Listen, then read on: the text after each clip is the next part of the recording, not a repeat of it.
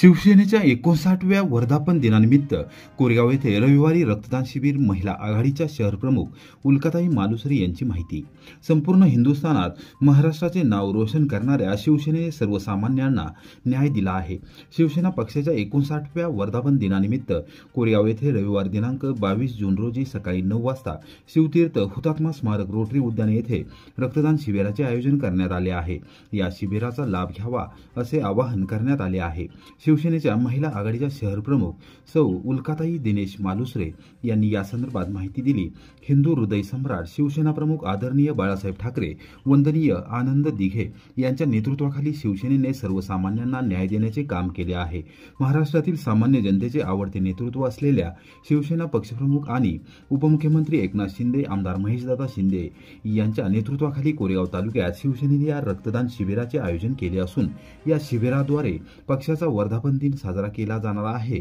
जिल्हा प्रमुख शारदाताई जाधव, उपजिल्हा प्रमुख प्रियाताई झांझुर्णे, तालुका प्रमुख रुपालीताई शिंदे यांच्या मार्गदर्शनाखाली आणि शहर उपप्रमुख रत्नमाला कदम यांच्या सहकार्याने हे शिबिर यशस्वी केले जाणार आहे.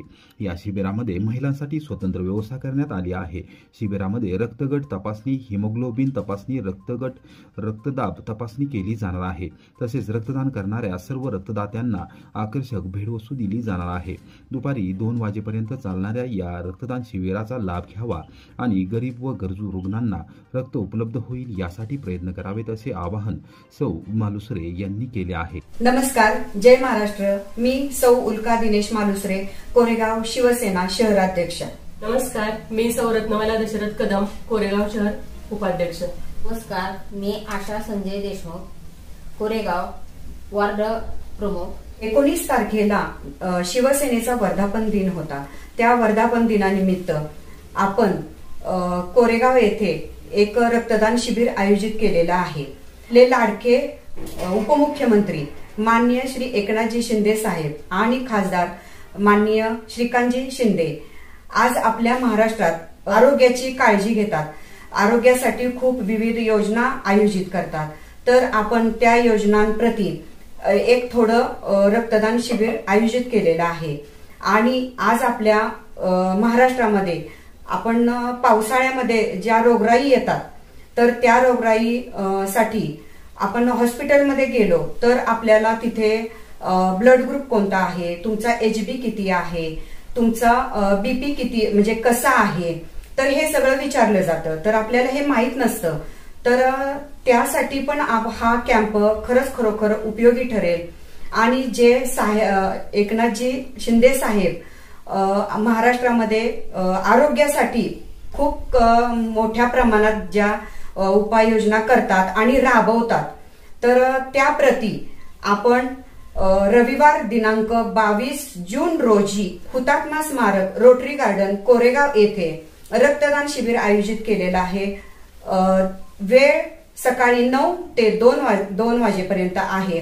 तरी सर्व महिलांनी आणि पुरुषांनी सुद्धा या रक्तदान शिबिरामध्ये येऊन रक्तदान करावे. जर आपल्या एक रक्ताचा थेंब जर दुसऱ्यासाठी उपयोगी पडला तर आपण ते आपल्यासाठी ते खरंच खूप महान आहे. रक्तदान हेच श्रेष्ठ दान आहे. तर ह्या वाक्याप्रती आपण जागरूक राहूया आणि समाजाप्रती आपण थोडस समाजाला आपण आपल्या एखाद्या रक्ताचा थेंब जर उपयोगी पडत असेल तर ते खरंच खूप मोलाचं आहे. एखाद्याचा जीव वाचू शकतो आपल्या एका रक्ताच्या थेंबाने. तर ह्या रक्तदान शिबिरामध्ये जास्तीत जास्त महिलांनी हजर राहा आणि यामध्ये बीपी चेक करणार आहेत, तुमचं ब्लड ग्रुप चेक करणार आहेत आणि HB चेक करणार आहेत. हे सुद्धा या कॅम्पमध्ये होणार आहे. तरी सर्व महिलांनी या कॅम्पचा जास्तीत जास्त फायदा करून घ्यावा एवढीच माझी कळकळीची विनंती आहे. जय महाराष्ट्र. रक्तदान हे श्रेष्ठ दान. ग्रामपंचायतींनी मुख्यमंत्री समृद्ध ग्राम स्पर्धेत सहभागी होण्यासाठी सज्ज व्हावे. ग्रामविकास मंत्री जयकुमार गोरे. निर्मल वारीचा शानदार शुभारंभ. महाआवास व संत गाडगेबाबा ग्राम स्वच्छता हे दोन्ही अभियान ग्रामविकासासाठी महत्त्वाचे आहेत. स्वच्छ व सुंदर प्लास्टिक मुक्त महाराष्ट्रासाठी ग्रामपंचायतींनी महत्त्वाची भूमिका निभवावी व शासनामार्फत लवकरच राबवण्यात येणाऱ्या मुख्यमंत्री समृद्ध ग्राम स्पर्धेत सहभागी होण्यासाठी सज्ज व्हावे, असे आवाहन ग्रामविकास व पंचायत राज मंत्री जयकुमार गोरे यांनी केले. पुणे विभागीय आयुक्त कार्यालयात आयोजित निर्मल वारीचा शुभारंभ तसेच राष्ट्रसंत तुकडोजी महाराज स्वच्छ ग्राम स्पर्धा, संत गाडगेबाबा ग्राम स्वच्छता अभियान व महाआवास योजनेतील पुरस्कार वितरण सोहळ्यात शनिवारी सायंकाळी 5:30 वाजता मंत्री गोरे बोलत होते. यावेळी विभागीय आयुक्त डॉक्टर चंद्रकांत पुलकुंडवार, जिल्हा परिषदेचे मुख्य कार्यकारी अधिकारी गजानन पाटील, अतिरिक्त मुख्य कार्यकारी अधिकारी चंद्रकांत वाघमारे, अप्पर आयुक्त नितीन माने, विजय मुळीक यावेळी उपस्थित होते. मंत्री गोरे पुढे म्हणाले की ग्रामविकास विभागाने आषाढी वारीच्या अनुषंगाने सर्व व्यवस्था उभ्या केल्या आहेत. पंढरपूरला दर्शनासाठी येणारा प्रत्येकजण व्हीआयपी आहे.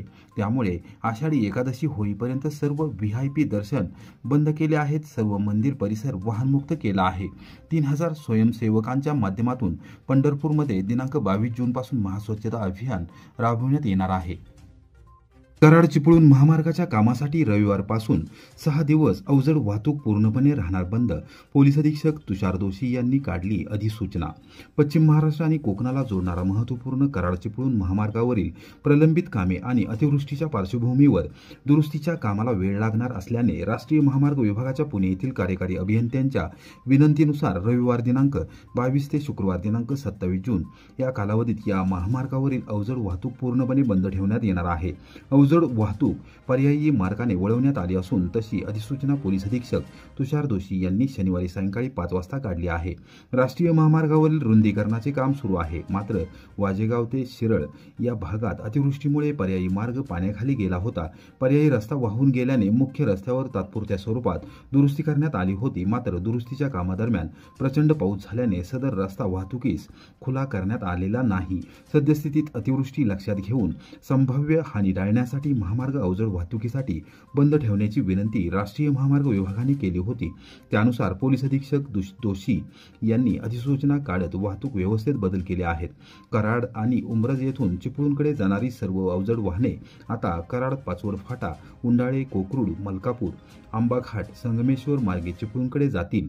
चिपळूणहून कराड आणि उंब्रजकडे येणारी सर्व अवजड वाहने संगमेश्वर, आंबाघाट, मलकापूर, कोकरूड, उंडाळे, पाचवड फाटा यावरून पुणे बंगळुरू आशियाई महामार्गावरून कराड आणि उंब्रजकडे येतील. वाहतूक व्यवस्थेत बदल करण्यात आले असल्याने आवश्यक त्या ठिकाणी दिशादर्शक फलक व पोलीस बंदोबस्त नेमण्यात आलेला आहे. अवजड वाहतूक व्यवस्थित करण्यात आलेल्या बदलाची नोंद घेऊन वाहनधारकांनी आणि नागरिकांनी पोलीस दलास सहकार्य करावे, असे आवाहन पोलीस अधीक्षक दोशी यांनी केले. सायबर फसवणुकीमधील तक्रारीची 60,000 रुपयांची रक्कम तक्रारदारास परत. रहमतपूर पोलिसांची कामगिरी. रहमतपूर तालुका कोरेगाव येथील किशोर मारुती भोसले हे दिनांक 14 जून रोजी बँकिंग कामकाज करत असताना त्यांच्याकडील 60,000 रुपयांची रक्कम चुकीच्या बँक खात्यावर जमा झाली होती. त्यांनी तात्काळ या प्रकरणी रहमतपूर पोलिसांशी संपर्क साधताच सायबर पोर्टलवर तक्रार नोंद केली होती. सहाय्यक पोलीस निरीक्षक सचिन कांडगे पाटील यांनी तात्काळ सूत्र हलवत संबंधित तक्रारदारास 60,000 रुपयांची रक्कम परत मिळवून दिली आहे. याबाबत रहमतपूर पोलीस ठाण्यातून शनिवारी दुपारी 4 वाजता माहिती देण्यात आली. किशोर भोसले यांनी सायबर पोर्टलवर तक्रार नोंद केल्यानंतर ज्या खात्यात ही रक्कम जमा करण्यात आली होती त्या बँकेशी पत्रव्यवहार करून तात्काळ बँक खाते गोठवण्यात आले होते. त्यानंतर सर्व कायदेशीर प्रक्रिया पूर्ण करून बँकेमार्फत सदरची रक्कम परत मिळवण्यात आली. शनिवारी ही रक्कम भोसले यांना परत देण्यात आली. पोलीस अधीक्षक तुषार दोशी, अप्पर अधीक्षक वैशाली कडूकर यांच्या मार्गदर्शनाखाली सचिन कांडगे पाटील व सायबर पोलीस ठाण्याचे दीपक देशमुख यांनी तातडीने हालचाल करत कायदेशीर प्रक्रिया पूर्ण केली. भारतीय स्टेट बँकेच्या रहमतपूर शाखेचे शाखा अधिकारी श्रेयस फसे यांनी त्यासाठी विशेष सहकार्य केले. बहिणीच्या लग्नासाठी लागणारे सोने कमी पैशात देतो अशी फसवणूक करत खटाव तालुक्यात भर दिवसा सुमारे 1.25 लाखांचा दरोडा. दरोड्याचा गुन्हा 8 तासात उघड. बहिणीच्या लग्नासाठी लागणारे सोने कमी पैशात देतो असे सांगून पिंपरी चिंचवड परिसरातील हिंजवडी येथील दोघांना जबरदस्तीने मारहाण करत त्यांच्या जवळील 1,82,000 रुपये लुटत दिवसा ढवळ्या दरोडा टाकण्यात आला होता।